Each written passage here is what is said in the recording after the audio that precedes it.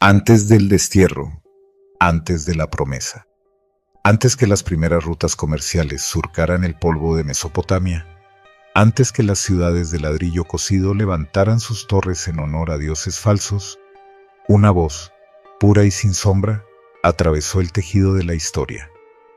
Sal de tu tierra, de tu parentela, y ve a la tierra que yo te mostraré. Fue un llamado, pero no solo a un hombre.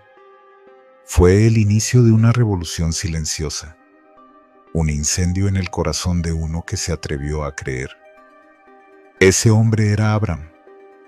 Su nombre aún no llevaba la H de pacto, aún no portaba el peso de la promesa, pero Dios ya lo había escogido, no por su perfección, sino por su disponibilidad, no por su linaje, sino por su respuesta, no por su fuerza, sino por su fe. Allí, entre ídolos familiares y costumbres ancestrales, una decisión lo separó del mundo. Obedecer a una voz invisible. Salió, sin dirección visible, sin plano, sin garantía, solo con una palabra que ardía como fuego en su pecho. Lo que dejó atrás era tangible. Ur, la ciudad próspera, el hogar conocido. Lo que tenía delante era incierto, pero esa incertidumbre estaba habitada por Dios, y eso bastaba. Caminó por senderos que no estaban en mapas. Atravesó territorios hostiles, donde la fe era la única brújula. Con cada paso, la promesa parecía más distante y el sacrificio más real, pero no retrocedió, porque en su alma la voz seguía sonando: te haré padre de multitudes. Pero el camino no fue limpio, fue zigzagueante, como el alma humana. Cuando el hambre golpeó, descendió a Egipto. Allí mintió, llamó hermana a su esposa, temió, dudó, fue frágil, pero Dios no lo desechó, porque el pacto no depende del rendimiento humano, sino de la fidelidad divina. Incluso en su error, Abraham fue protegido, porque Dios no abandona a quienes llama. Volvió a Canaán, más quebrantado, más consciente, más pequeño ante sí mismo y más asombrado ante el Altísimo. Fue entonces cuando Dios lo sacó de su tienda, lo hizo mirar las estrellas y le prometió una descendencia tan numerosa como ellas. En ese instante, Abraham creyó, y esa fe, esa simple entrega sin prueba tangible, le fue contada por justicia. Pero los años pasaban, y el vientre de Sara seguía siendo un desierto. La promesa parecía una burla. La fe, un eco lejano. En un momento de impaciencia, Abraham escuchó a su esposa y se unió a Agar. De esa unión nació Ismael. Pero Dios no había dicho su última palabra, porque la promesa no se construye con planes humanos, sino con milagros divinos. Un día, cuando Abraham tenía 99 años, la voz volvió.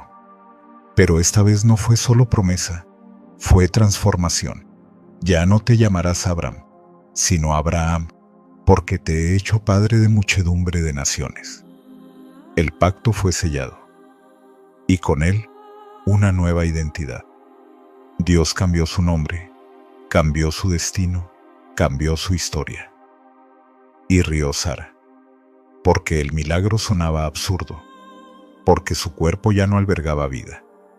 Pero Dios no depende del reloj humano. Cuando toda esperanza había muerto, el Señor hizo nacer la risa. Isaac llegó, y con él, el cumplimiento.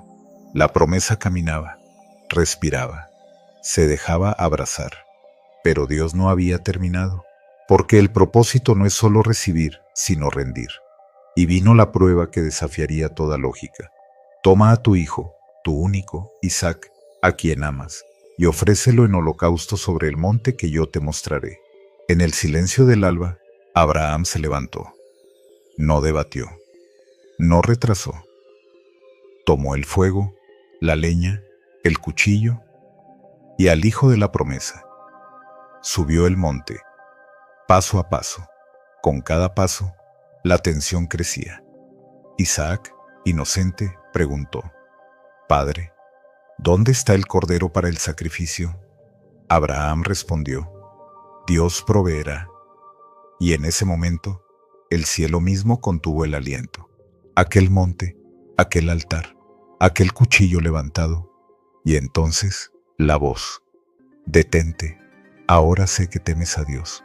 Enredado en un arbusto, el cordero, provisión celestial, sustitución divina, una sombra profética de otro sacrificio, de otro hijo, de otro monte. Desde ese día, la historia ya no pudo ser la misma. Abraham había mostrado que la obediencia pesa más que el entendimiento, que la fe ve más lejos que la lógica, que la promesa, para ser eterna, debe morir primero en el altar. Después del altar, más allá de la promesa desde el monte, descendió Abraham, no con Isaac muerto, sino con su fe resucitada, no con respuestas, sino con certeza. Había conocido a Dios como proveedor, pero ahora lo conocía como redentor. El altar no fue el fin, fue el principio de una nueva revelación. Isaac vivió, y con él, la promesa tomó carne, voz y futuro. Abraham vivió aún muchos años más, pero cada día después de morir fue diferente. Caminaba como quien ya ha entregado todo, hablaba como quien ya no teme perder, esperaba como quien ya ha visto lo invisible. Y eso es lo que Dios busca: no adoradores tibios, no creyentes teóricos, sino hijos que vivan con el cuchillo de la obediencia en la mano y la esperanza del Cordero en el corazón. Abraham fue ese hijo, por eso se convirtió en padre de muchos. Desde entonces, su historia ha sido contada una y otra vez, no como una leyenda, sino como una llamada. Porque el viaje de Abraham es el modelo del alma humana que responde a Dios. No perfecta, pero dispuesta. No impecable, pero entregada. No poderosa, pero rendida. Hoy, el eco de aquella voz sigue resonando. Sal de tu tierra. Y no habla de geografías. Habla de zonas cómodas, de miedos disfrazados de prudencia, de pasados que se han vuelto prisiones. Sal de tu tierra, porque la tierra prometida no cabe en tu zona de confort. Quizás tu Ur es un hábito, una relación, un trabajo, un estilo de vida. Quizás tu Moria es un sueño que amas, una idea de control, una ambición legítima. Pero Dios te llama no a matarlo sin sentido, sino a rendirlo para que Él lo resucite a su manera. Y cuando lo hagas verás lo que Abraham vio: provisión inesperada, gracia en forma de cordero, favor que desciende del cielo cuando el corazón ya no se aferra a nada más que a Dios. Ahí, y solo ahí, la promesa se vuelve eterna. La historia de Abraham no termina en su tumba. Su historia atraviesa las generaciones. Lo vemos en Isaac, en Jacob, en José. Lo vemos en David, en los profetas, en María, en Jesús. Él, el Hijo que sí fue sacrificado. El Cordero que no fue rescatado del arbusto, sino entregado en la cruz. Cristo es la culminación de la fe de Abraham, la confirmación de que cada altar no es pérdida, sino siembra. Cada monte no es juicio, sino redención. Cada renuncia no es muerte, sino preparación para resurrección. Tú estás en esa línea. Si tienes fe como Abraham, eres su hijo, no por genética, sino por promesa, no por sangre, sino por espíritu. Y si eres su hijo, entonces también eres heredero, heredero del pacto, de la bendición, de la historia que no termina. Entonces, ¿qué harás? ¿Seguirás en Ur, cómodo, seguro, estático? ¿O responderás al llamado? ¿Te atreverás a caminar sin mapa pero con presencia? ¿Subirás al monte con tus miedos, con tus amores, con tu Isaac y con tu fe?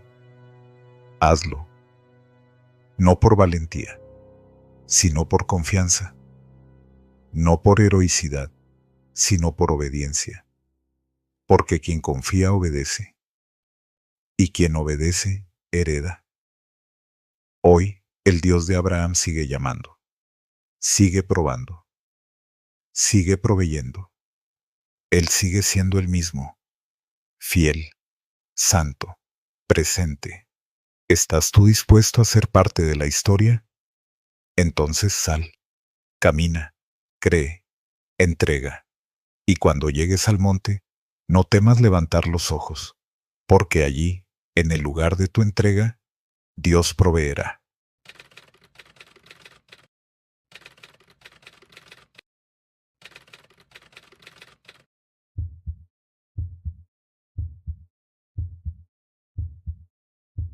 Hay decisiones que no hacen ruido, pero estremecen el cielo. Hay pasos que no pisan fuerte, pero marcan eternidades. Abraham no fundó un imperio, no escribió leyes, no ganó batallas, pero obedeció. Y eso fue suficiente para que su nombre se inscribiera en la historia eterna. Hoy, en el siglo del ruido, del vértigo y de la inmediatez, la fe de Abraham sigue siendo el susurro que atraviesa los siglos.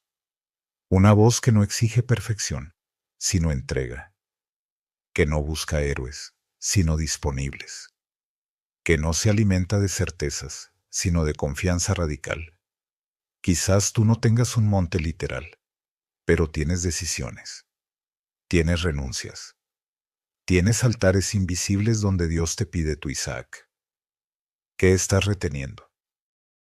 ¿Qué estás temiendo perder? ¿Qué estás postergando entregar? La promesa no florece en la zona cómoda, florece en el terreno de la obediencia, en el espacio donde los pies tiemblan, pero avanzan, donde las lágrimas caen pero no detienen, donde la lógica grita, pero el alma responde, Dios proveerá.